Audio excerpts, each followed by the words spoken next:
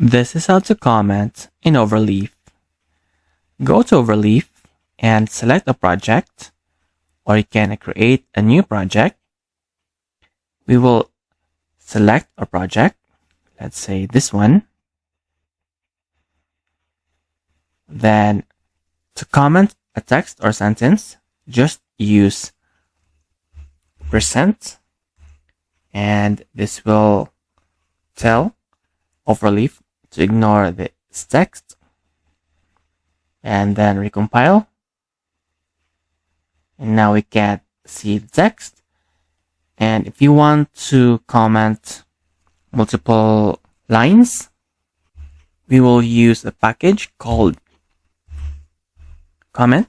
So use package, then comment. Okay, let's try to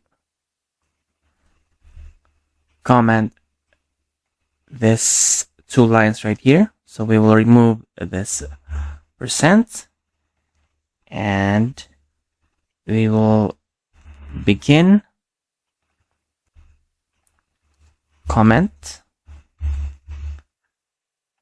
then we will end comment. So these 3 lines right here are ignored. So let's say test, and let's recompile.